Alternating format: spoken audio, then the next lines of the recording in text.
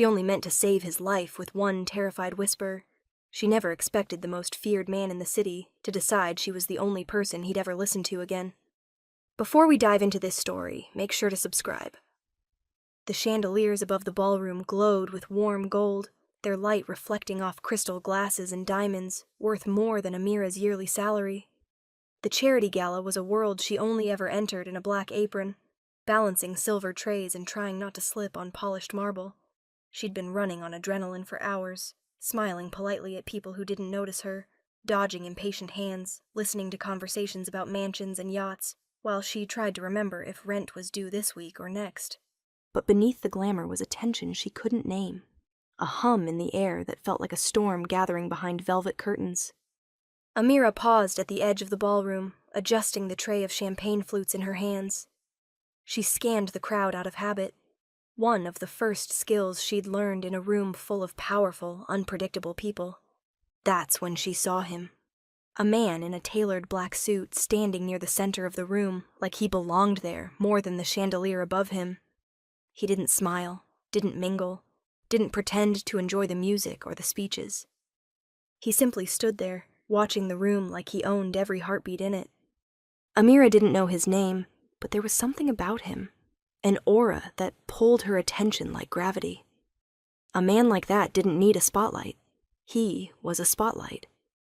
Sharp jaw, dark eyes, quiet power carved into every line of his posture. She forced herself to look away. It didn't matter who he was. This wasn't her world. She moved again, weaving between tables, when something flickered in the corner of her vision. A shadow. A shape where none should be. Behind a marble pillar, half hidden by draped ivy and gold ribbon, a man stood with his back pressed to the column. His hand was low, concealed by the tablecloth draped nearby. Too concealed. Amira slowed, her breath hitched. Between the gap of the curtain and the pillar, she saw it. A gun. Black metal. Raised. Aimed. Her tray wobbled. A flute tipped. She barely caught it. "No," she breathed. Her eyes snapped to the target. The man in the black suit. The one who looked too calm for this room. The one who felt like a storm disguised as a person. He had no idea. Time fractured. The tray in her hands blurred. The music faded. Every thought in her mind dissolved into a single, instinctive command. Move. Before she even made the decision, her feet were already crossing the ballroom floor. Her pulse thundered. Her throat tightened. She didn't think of consequences. Didn't think of safety. Didn't think at all. Her body simply acted. She reached him as the gunman's finger tightened on the trigger. The man turned slightly, as if sensing her approach, his eyes flicking toward her. Sharp, dark, narrowing with curiosity. She didn't stop moving. Holding the tray like a shield despite her shaking hands, she leaned in, close enough to smell clean cologne and something darker beneath it. Her lips brushed the air beside his ear. "Don't turn around," she whispered, barely breathing the words. "Someone's behind you." For a split second, he didn't react. Then everything changed. His spine straightened. His hand rose subtly. His eyes sharpened like glass under flame. He heard her. He believed her. Without looking back, he shifted his weight a hair to the right, and the gun went off. A muffled thud echoed from behind the pillar, the bullet burying itself in the ornate molding where his head had been a second earlier. Amira froze. The tray slipped from her hands, champagne flutes shattering around her feet like falling stars. Gasps rippled through the crowd. Screams followed. People ducked, chaos erupting around them. But the man she warned didn't move away. He moved toward her. In one fluid, terrifyingly precise motion, he grabbed her by the waist, pulling her behind him as he twisted, eyes locked on the direction of the shooter. His body shielded hers completely, his stance steady, lethal. "Stay behind me," he murmured, voice low and controlled, as if calming her, not himself. Amira could barely breathe. She had just saved a stranger's life with a whisper, and now in the middle of a room full of panic and danger. He acted like she was the only person that mattered. The world didn't slow. It snapped. The instant Amira's whisper brushed the stranger's ear, something in him shifted. His posture, once relaxed and disinterested, tightened with coiled precision. His eyes, dark, unreadable, sharpened into something feral, something focused, like he'd been waiting his whole life for a warning exactly like hers. He didn't turn, he didn't speak, he didn't doubt her. He simply moved. A subtle tilt of his head, a half step to the side, a shift in his spine so slight it looked accidental. The bullet cut through the space where his skull had been a second earlier and buried itself in the marble column behind him with a sickening crack. Gasps rippled through the ballroom as the first scream broke the music like glass. Amira's tray crashed to the floor, champagne exploded upward in sparkling arcs. Flutes skittered across marble, but the man never flinched. He spun with a speed that didn't belong to someone in a tailored suit. His hand shot forward, grabbing the nearest tablecloth and ripping it from the table with a force that made silverware scatter. He used it to shroud the nearest guests, pushing them down, out of the line of fire. By the time the gunman realized he'd missed, the stranger was already moving. The ballroom erupted, chairs overturned, heels scraped against marble, security shouted uselessly. But the man Amira had warned didn't hesitate. He closed the distance between them and the shooter with terrifying purpose, slipping through chaos like smoke. The gunman's eyes widened. Too slow. The stranger slammed into him, one hand twisting the shooter's wrist until the gun clattered to the floor. With his other hand, he drove the man back into the pillar with enough force to knock the breath from his lungs. A grunt. A struggle. 2 muffled blows that sounded final. Amira couldn't see exactly what happened, but she knew. The gunman wouldn't try again. Before she could register anything else, a firm hand closed around her wrist. Not bruising, not panicked, but controlled. She stumbled as he pulled her toward him. Wait, no. Just one word, quiet. Absolute. He dragged her behind him, placing his body squarely between her and the rest of the room as chaos spiraled outward. His arm swept back, catching her waist, anchoring her so tightly against him. She could feel the steady, unshakable rhythm of his breathing. People crashed past them, running, crying, shouting. But he absorbed every shove, every jolt, never letting her stumble.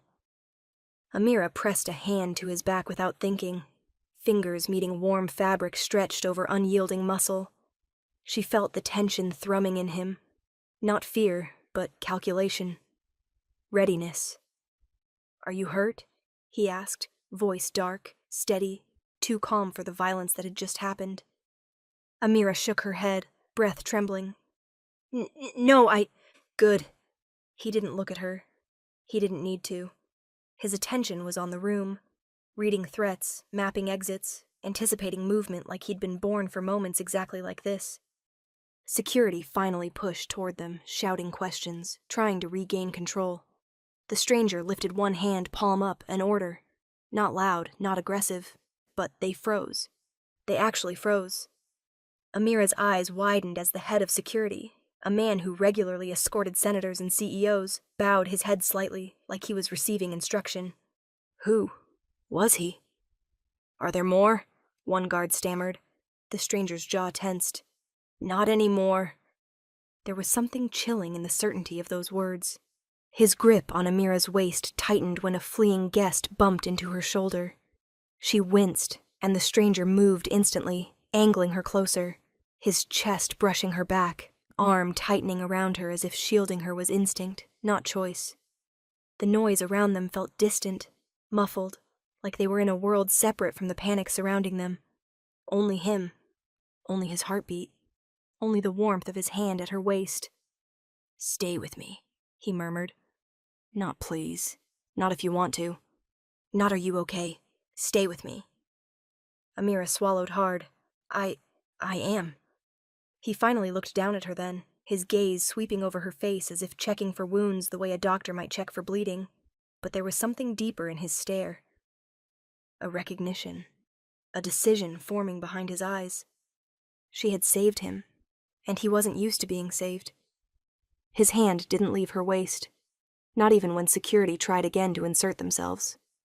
Not even when the gala organizers shouted questions. Not even when people began pointing, whispering, staring. Everyone in the ballroom looked at him with fear. He looked only at her. And in that suspended moment, while the world reeled around them, Amira realized something terrifyingly simple. She had just become the most important person in the room to the most dangerous man in it. The ballroom had finally calmed, at least as much as a room full of shaken elites could calm after witnessing a shooting, but Amira felt anything but steady. She stood beneath one of the crystal chandeliers, wrapped in the stranger's jacket, surrounded by trembling guests and frantic murmurs. But he wasn't trembling. He wasn't murmuring. He wasn't even pretending to check if he was okay. He was staring at her, unmoving, unblinking, undivided. Dark eyes fixed on her as though she were the only thing in the room worth paying attention to. The only thing worth worrying about. The man who had just dodged a bullet like it was nothing, seemed more shaken by her whisper than by the attack itself.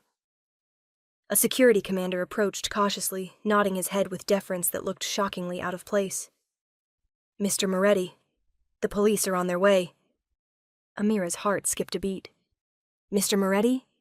She turned toward the man she'd warned, confused, but froze when she saw the others bow their heads slightly as they approached him.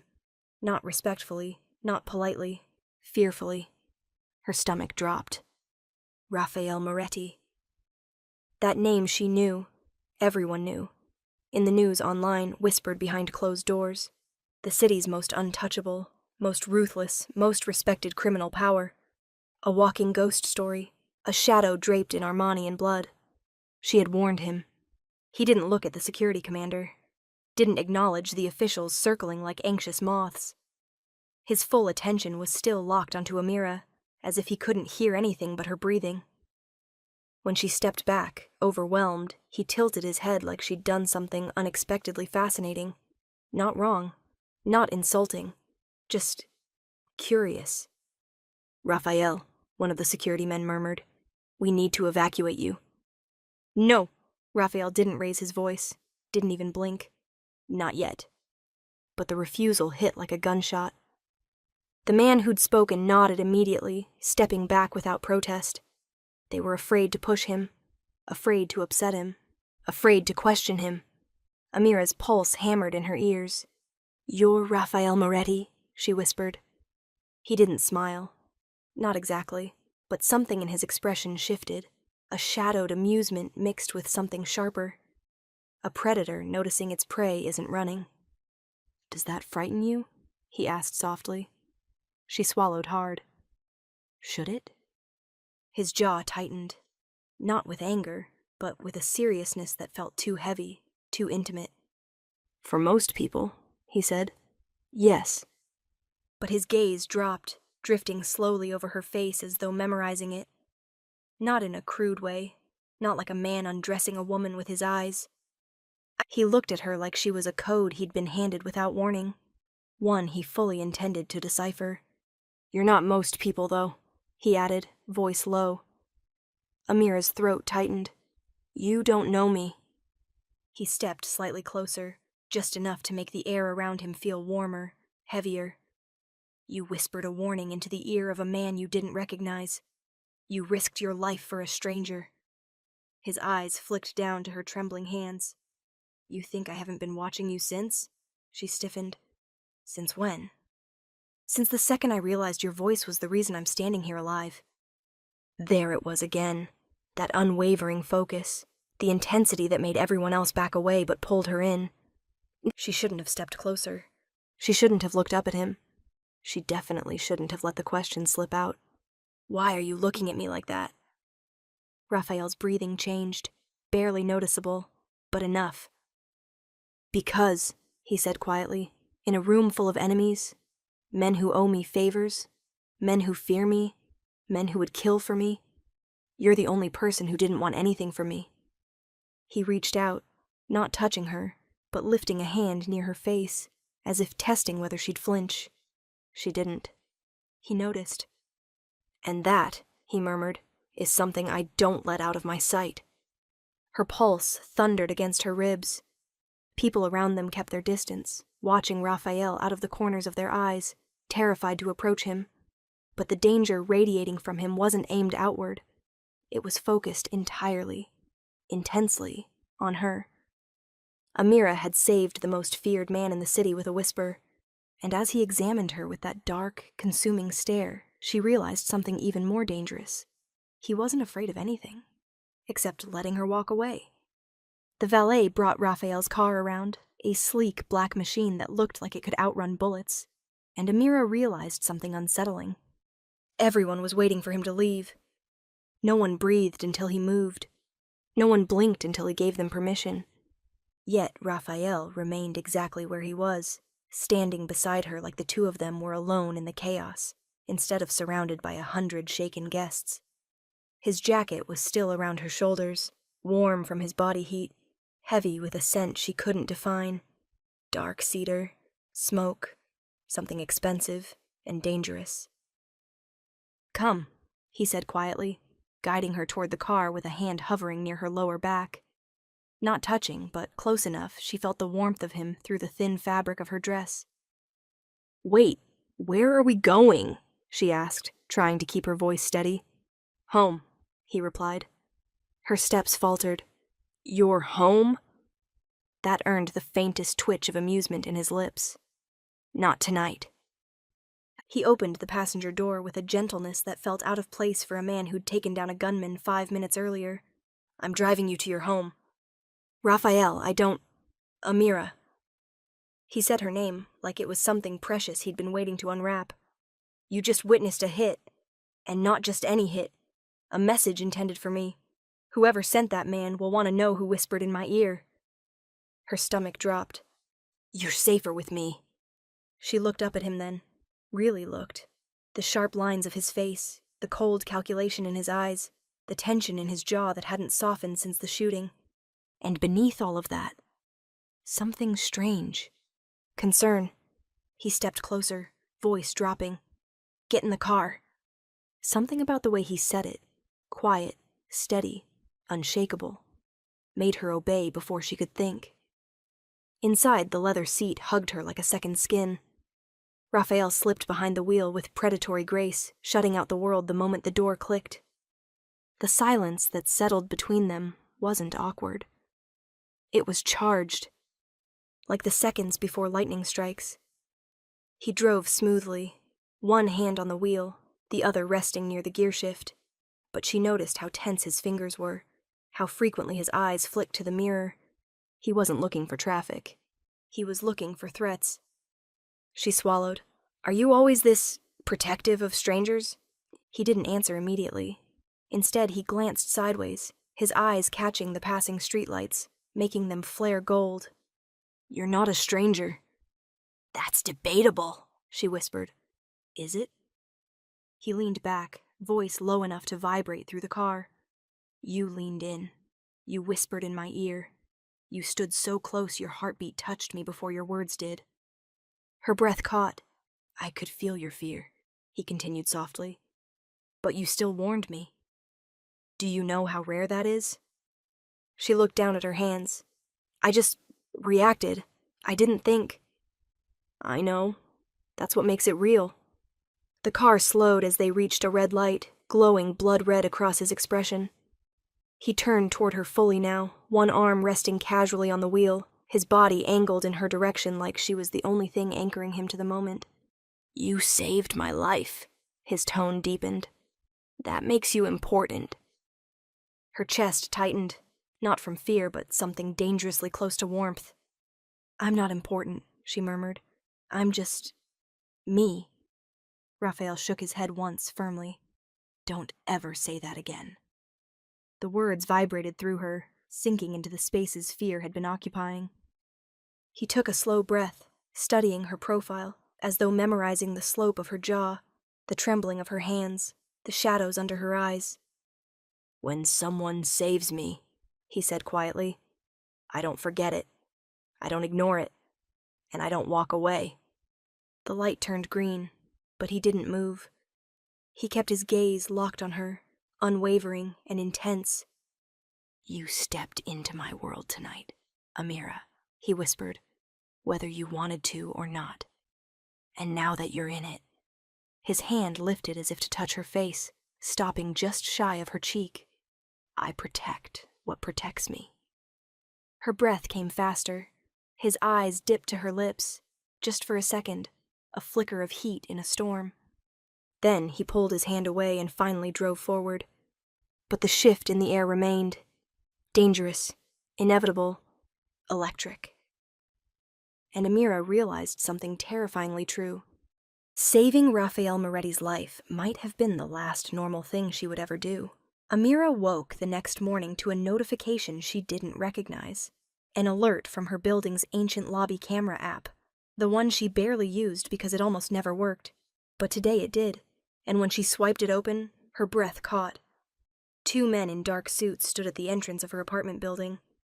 One leaned against the wall, scanning the street with a predator's stillness. The other pretended to look at his phone, though every few seconds his eyes flicked toward the front door. Neither belonged in this neighborhood. Neither looked lost. Neither looked friendly. Her stomach sank. They were watching for someone. For her. She replayed the clip, hands trembling. It wasn't paranoia. It wasn't imagination. Someone had been here all night, or arrived before dawn. The girl who whispered. And suddenly, every shadow, every sound, every unfamiliar face felt like a threat sharpening itself. Her door buzzer went off and she nearly screamed, heart slamming against her ribs. She tiptoed to the intercom, holding her breath as she pressed the button. Hello? A calm voice answered, deep and steady. Amira, it's Marco. She froze. Who? Raphael sent me. Her mouth went dry. Of course he did. Before she could react, her phone lit up with a new message, one from a number she had saved only because deleting it felt even riskier. Raphael Moretti, they're looking for you. Don't open the door unless it's my men. Her pulse raced. She typed back quickly. Amira, what do you mean they? They as in the shooter's people? Or your enemies? The reply came instantly, as if he'd been staring at his screen waiting for her to wake up. Raphael. Both. Her knees buckled and she sank against the wall. Raphael, I told you last night. Once you whispered to me, you stepped into my world. Someone saw you. Someone wants to know who you are. Raphael, I won't allow them to get close. As if on cue, another alert from her lobby camera pinged. A third man, this one unmistakably law enforcement or pretending to be, walked slowly down her street, pausing to glance into her building's windows. Oh, God. Her breath came out in shaky bursts. She typed with trembling fingers. Amira. Raphael, I can't have guards. My neighbors will think I'm hiding something. Raphael. You are hiding something. You're hiding from death. She squeezed her eyes shut, pulse thundering. And then, another buzz. She looked at the camera feed again. This time it wasn't the suited men that made her grip the phone tighter. It was the car, black, silent, sleek as a panther. Raphael's car. Her heart suddenly, irrationally climbed into her throat. She whispered to the empty apartment. He didn't. But he had. He stepped out of the car an instant later, wearing a tailored coat, dark gloves, and an expression carved from granite. Power moved with him, smooth and unquestionable. The kind that made people avert their eyes before realizing they'd done so. The 2 suited guards straightened the moment they saw him. He barely glanced at them. His eyes lifted, finding the exact window of her apartment, as if he felt her watching. And then he did the most terrifying thing of all. He smiled. Not a friendly smile. Not a reassuring smile. A knowing one. A smile that said, You're mine to worry about now. Moments later, her buzzer rang again. She pressed the intercom with shaking hands. Amira. His voice was low, threaded with impatience and something darker. Let me up, she swallowed. Raphael, you can't just... Amira, he repeated softly, dangerously. If I have to break the door, I will. Please don't make me. Her pulse stuttered at the word please, not because it sounded gentle, but because it sounded like a boundary crossed. A warning dressed as courtesy. She buzzed him in. His footsteps up the stairwell were slow, measured, echoing through the silence like a countdown. When he reached her floor, she barely had time to step back before he appeared in her doorway. Clean lines, cold eyes, a storm wearing a suit. Her breath caught. "You shouldn't be here," she whispered. His gaze flicked over her. Still in yesterday's shirt, hair messy from sleep, fear still clinging to her skin. "I should be exactly here," he corrected. "My enemies are hunting for the girl who whispered." He stepped inside without waiting for permission. "And I intend to make sure the only person who finds you is me." She hugged herself, heart hammering. "Why are you doing this? I didn't mean to. I just reacted." Raphael closed the distance between them slowly, deliberately, until he stood close enough that she could feel the heat of his body through the air. "You reacted," he murmured, "and that reaction saved my life." His voice dropped to something dangerous. "That makes you a target." Then softer. "And it makes you mine to protect." The words shouldn't have steadied her. They shouldn't have warmed her. They shouldn't have made her feel less alone. But they did. Because when Raphael's eyes locked onto hers, she realized the truth. He wasn't just guarding her. He was claiming her. And nothing in this city dared touch what belonged to Raphael Moretti. The next few days unfolded in a way Amira couldn't have predicted, even in her most unhinged nightmares or fantasies. Raphael Moretti didn't visit her life. He moved into it. Not physically, not yet, but in all the small, daily ways that made avoidance impossible. It started the very next morning. She stepped outside her apartment building at 7:15 a.m., adjusting her scarf, telling herself she was imagining the feeling of being watched. But she wasn't. Raphael leaned against his car at the curb, sipping an espresso from a porcelain cup. Not a paper cup. Porcelain. On a sidewalk. As though the world bent around him and his habits. When he saw her, he set the cup down on the roof of the car and straightened, the slightest easing in his posture, as if he'd been holding tension until she appeared. "You're late," he said. Her brows shot up. "It's 7:15. "You usually leave at 7:10. Her stomach dipped. "You've been watching me?" "Of course." He didn't even blink. He opened the passenger door for her as if it were the most natural thing in the world. "I'm driving you to work." "No, you're not." "Yes." A pause, his gaze dipping to her mouth before lifting again. "I am." She should have fought harder. Should have refused. Should have insisted she didn't need a Mafia escort. Instead, she saw the shadows under his eyes, faint but real, and something softened in her chest. He'd been out all night handling whoever sent that gunman.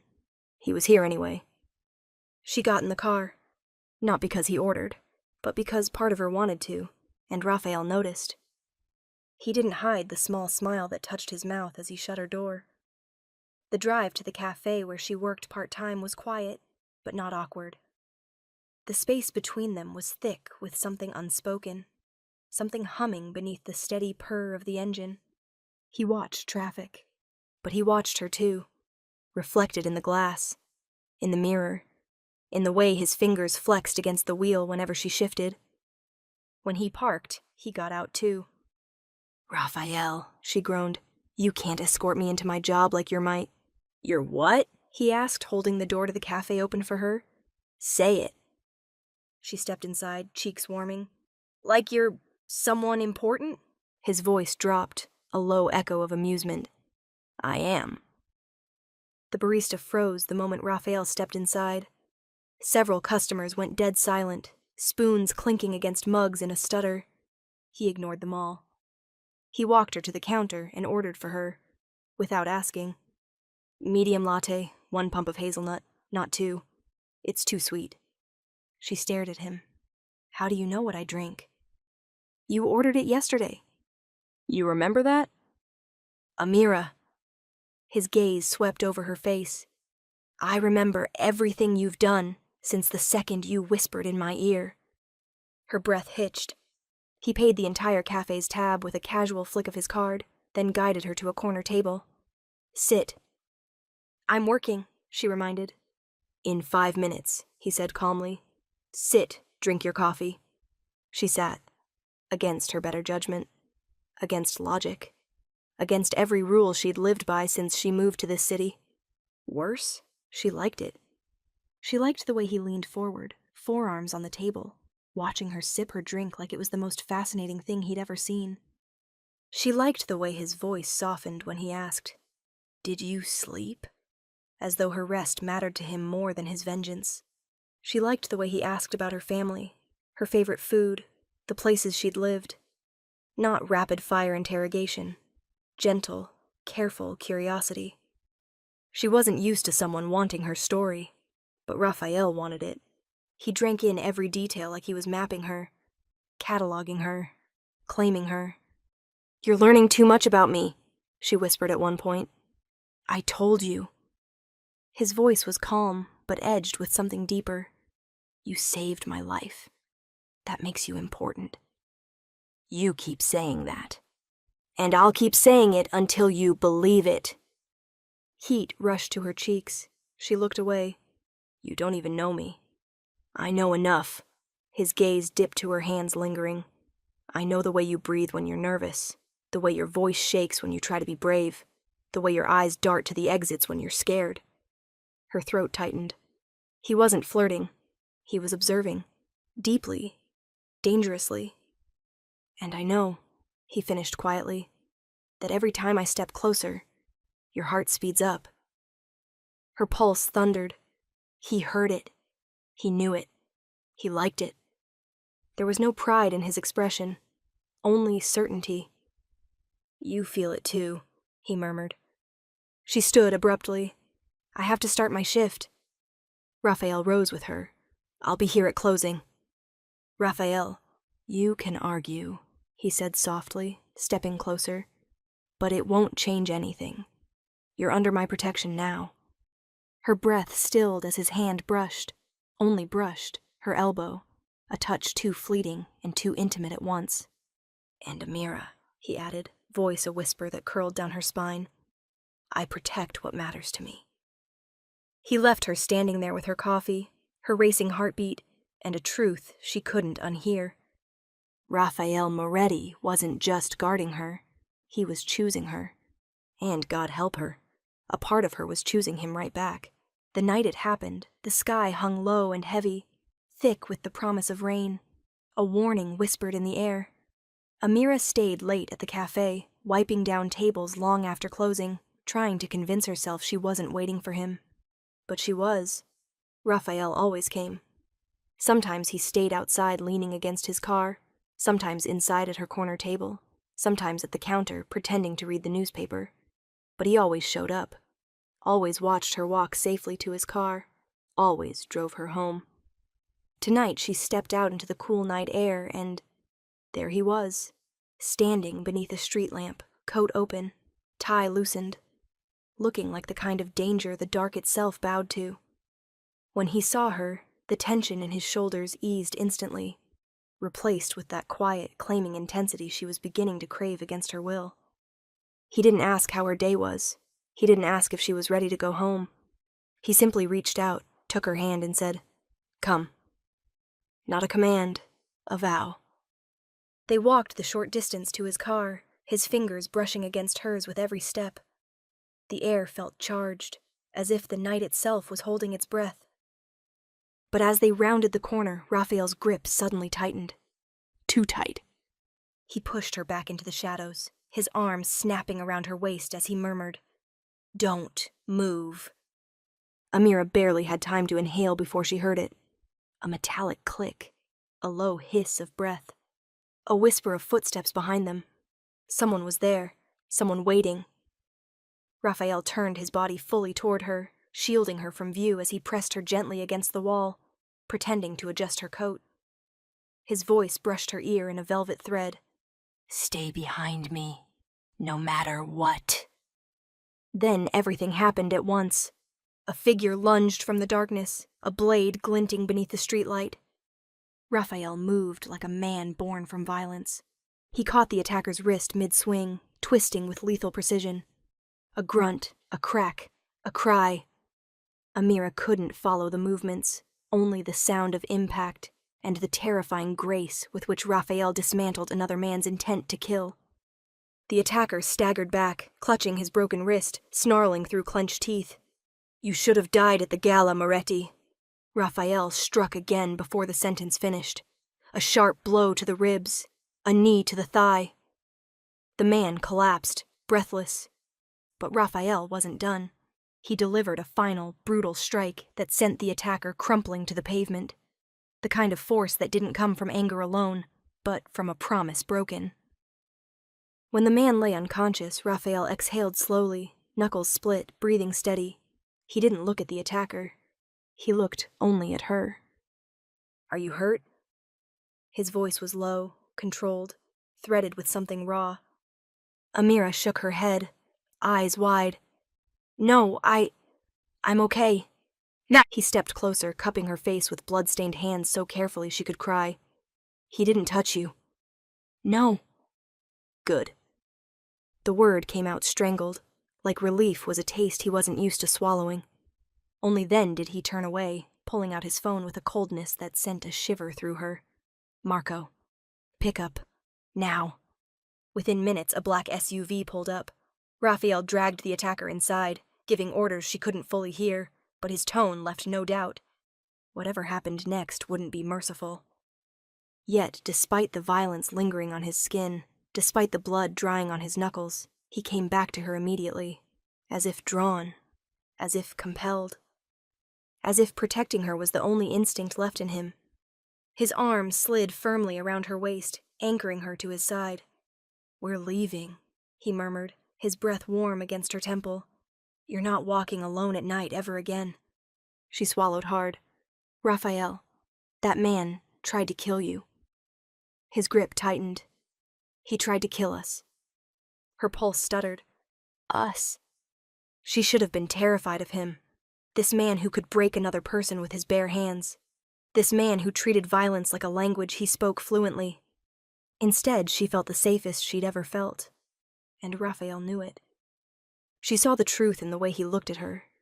Dark, protective, dangerous in a way that wasn't aimed at her, but for her.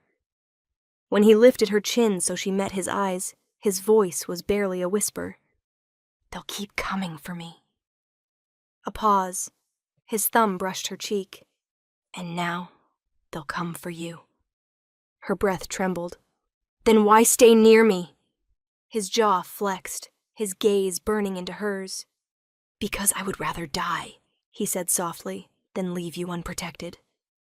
Then he pressed her closer, his heartbeat hammering against her ribs, and for one terrifying, intoxicating moment she understood. Raphael Moretti wasn't just defending her. He was falling for her, and the city would drown in blood before he let her go. Amira never imagined silence could feel heavy, like a weight settling over a room, but in Raphael's penthouse, silence wasn't empty. It thrummed. It watched. It breathed. She sat curled at the far end of his leather sofa, wrapped in a blanket he'd draped around her shoulders himself. The city glittered beyond the floor-to-ceiling windows, but Raphael wasn't looking at the skyline. He was looking at her. He stood near the window in a half-shadow, jacket discarded, shirt sleeves rolled up, the bruises on his knuckles stark against pale skin. His eyes were darker than the night outside, unreadable, fixed on her like she was a question he couldn't stop asking. Amira pulled the blanket tighter, trying to steady her breathing. "You should get that looked at," she murmured, nodding toward his hand. He didn't respond, didn't even glance at it. Instead, he spoke with a sharp honesty that made her spine straighten. "You're afraid." Her breath hitched. "Shouldn't I be?" "You're afraid of what I did," he corrected softly. "But not of me." He moved closer, not looming, not intimidating, just stepping into the glow of a floor lamp so she could see his face clearly. And what she saw made her chest tighten. Not rage, not coldness, not the ruthless mask he wore with the world, but something raw, unshielded, vulnerable in a way she hadn't imagined Raphael Moretti could be. He dragged a hand through his hair, exhaling hard. I don't bring people here, he admitted. Not friends, not allies, not women. His jaw clenched. He looked almost conflicted. You're the only person in this city, he continued quietly, who's seen me fight and didn't run. I didn't exactly have a chance to run, she whispered. He shook his head slowly. No, you chose not to. The room felt warmer suddenly, the air thicker. Raphael moved again, stopping right in front of her, close enough that she felt the heat radiating off him. He knelt. Actually knelt. The Mafia boss everyone feared dropped to one knee on the rug in front of her, leveling himself with her like she was royalty, and he was offering a vow. I trust no one, he said, each word deliberate. Not my underboss, not my lieutenants, not the men who've taken bullets for me. His gaze locked onto hers, unblinking, intense. But you... Her pulse stuttered. You whispered once, Raphael murmured, voice roughened by something unnameable. Just once. And I listened as if your voice were the only truth in the room. He lifted a hand, slowly giving her time to pull away, but she didn't. His fingertips brushed her cheek, feather-light, reverent. Now, he breathed, I listen to every breath you take. The confession hit her like a shockwave. Raphael, her voice cracked, startled by the overwhelming vulnerability in his tone. I don't understand why. I just warned you. Anyone would have... No. His voice sharpened, not with anger, but absolute certainty. No one else saw the danger. No one else looked twice. No one else walked toward a gun. He leaned closer, his forehead nearly touching hers. No one else would have saved me. Her throat tightened painfully. But why does that mean you trust me? Because, he whispered, your instinct wasn't survival. It was protection. His thumb traced along her jaw, slow and devastating. And people don't protect me, Amira. They fear me. They obey me. They betray me. Something dark flickered in his eyes. But they never guard me. Her heartbeat thudded so loudly, it felt like it filled the room. You changed everything the second you leaned into me, Raphael continued, and I haven't slept since without hearing that whisper, feeling it, needing it. She swallowed, overwhelmed. Raphael, that's too much pressure. It's not pressure. His hand slid beneath her chin, tilting her face toward him with agonizing care. It's the truth. He drew a slow breath, his gaze moving over her face as though memorizing every line. You are the reason I'm alive, he whispered, and I don't know how to undo what that means. The room pulsed with heat, emotions swirling between them like a storm neither could hide from. Her courage had saved his life. But now, she realized with a shiver, her courage had also unmade him. The city's most feared man was kneeling in front of her, undone by the mere sound of her voice. And when she lifted her hand to his, resting her fingers lightly against his bruised knuckles, Raphael's inhale stuttered. Like she had just whispered to him all over again. Amira knew something was wrong the moment she stepped outside the penthouse that morning. Marco, the guard Raphael trusted most, was waiting near the elevator, tense in a way she hadn't seen before. His jaw was tight, his posture rigid, and when he looked at her, there was something like apology in his eyes. Change of plans, he said. Raphael needs you to come with me. Her heart dropped. Why? What's happening? He didn't answer. That was the first sign. The second was the car he led her to. Not Raphael's, not even one of the familiar black SUVs, but a different vehicle entirely. New plates, tinted windows, no insignia. The third sign came once she was inside. The doors locked automatically, not with a soft click, but with a heavy, mechanical thud. Her pulse spiked. Marco, where are we going? He swallowed hard, staring straight ahead. Someplace secure. Raphael didn't tell you to say that, she whispered. Marco's silence was confirmation enough. Her hands began to tremble. She reached for her phone, but it wasn't in her pocket. It must have fallen out in the penthouse. Or been removed. Her stomach twisted. Something was wrong. Very, very wrong. The car pulled into a deserted underground garage. The air smelled like oil, cement, and danger. Before she could react, 2 unfamiliar men opened her door, each grabbing an arm. "Let go!" she cried, kicking, twisting. "Don't make this harder," one grunted. But she did. She made it hard. She bit one man's wrist hard enough to taste blood, elbowed the other in the ribs, and tore herself free for 3 frantic steps before someone grabbed her from behind, yanking her off balance so violently she crashed to the concrete floor. Her vision blurred. A boot pressed into her shoulder, pinning her. "Girl's a fighter," one man laughed. "No wonder the boss likes her." Boss, not Raphael. A traitor. Her heart crashed against her ribs. Marco, still standing by the car, looked sick. "Raphael said to keep her safe," he muttered weakly. The ringleader smiled coldly. "He said that using words. We're saying it with actions. She's leverage. He'll hand over the docks to get her back." It hit her all at once. She wasn't being protected. She was bait. And Raphael, calculating, powerful Raphael, had no idea. A panic she'd never known surged through her, but beneath it, something else sparked. Anger. She'd stepped between Raphael and a bullet once. She'd warned him.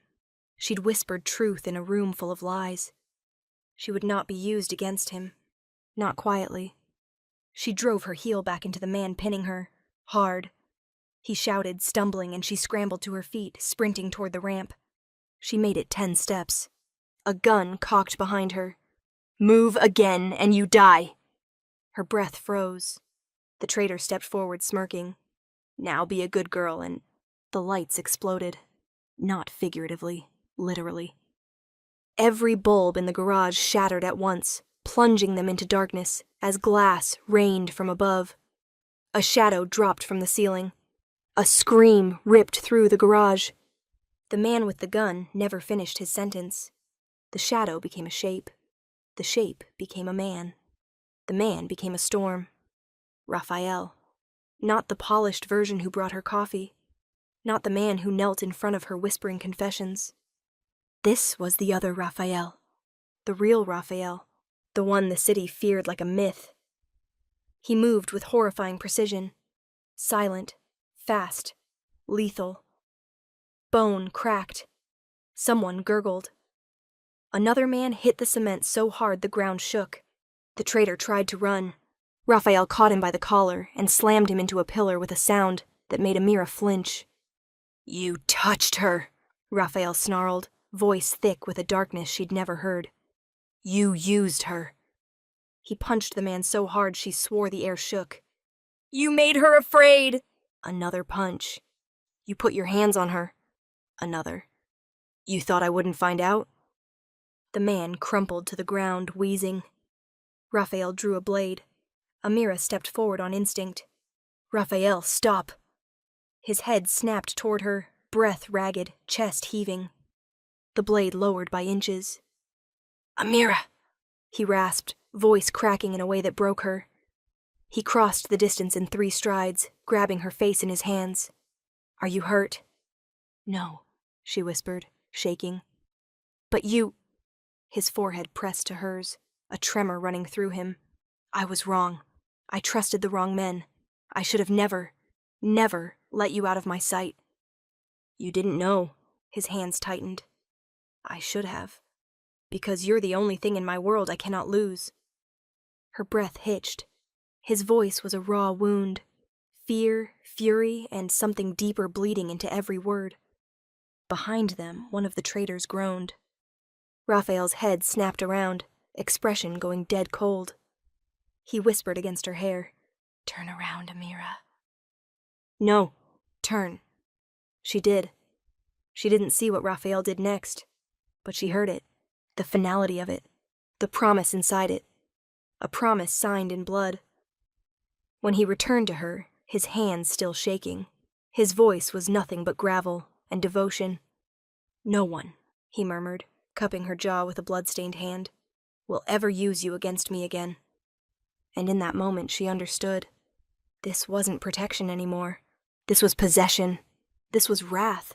This was love carved into darkness. And Raphael Moretti had just declared a war for her. The gala glittered with gold and noise, champagne laughter, orchestra music, diamonds catching light like sharp-edged stars. It was a room full of power, lies, and people who smiled with their teeth the way wolves did. Amira had no business being here. Not alone. Not unescorted. Not in a dress Raphael had sent her with a note that said nothing but, wear it. She should have turned around the minute she stepped out of the car. She should have gone home, disappeared, melted into her old life and pretended none of this ever happened. But she didn't. Instead, she stepped into the ballroom and felt the eyes. Not because she was beautiful, though she looked like something precious in sapphire silk, but because everyone in this world had heard the rumor. The girl who saved Raphael Moretti with a whisper. The woman he pulled out of a trap with blood on his hands. The one person he didn't let die. She felt the awareness sweep over her like a tide. She kept her chin high, refusing to crumble under the weight of it. Raphael wasn't with her tonight. Intentionally. I want to see who tries to approach you first, he'd said. She didn't know if it was protection or possession. Maybe both. She made it exactly 3 minutes before a stranger approached. He was slick and polished the way men in suits who thought they owned the world usually were. Handsome, confident, with a smile that expected her to smile back.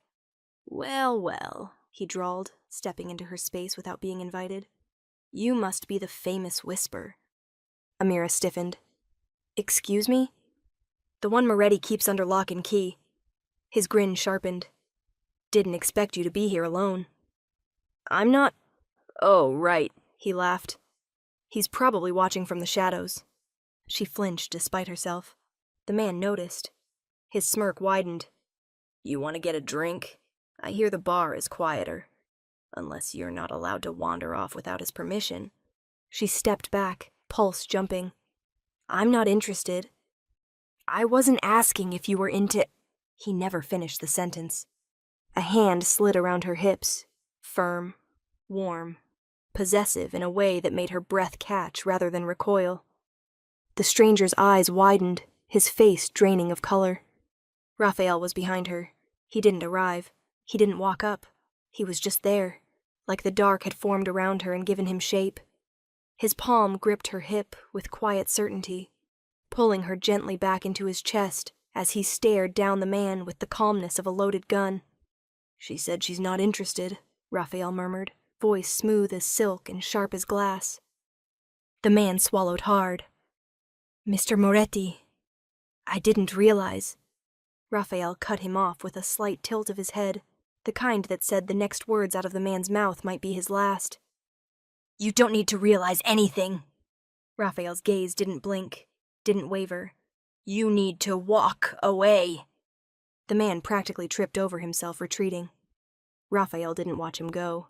He was watching her. His hand slid higher on her waist, fingers splaying like he was reminding her, and everyone else, exactly who she belonged to tonight. You came here alone, he said quietly, voice dipping lower, and every man in this room saw it.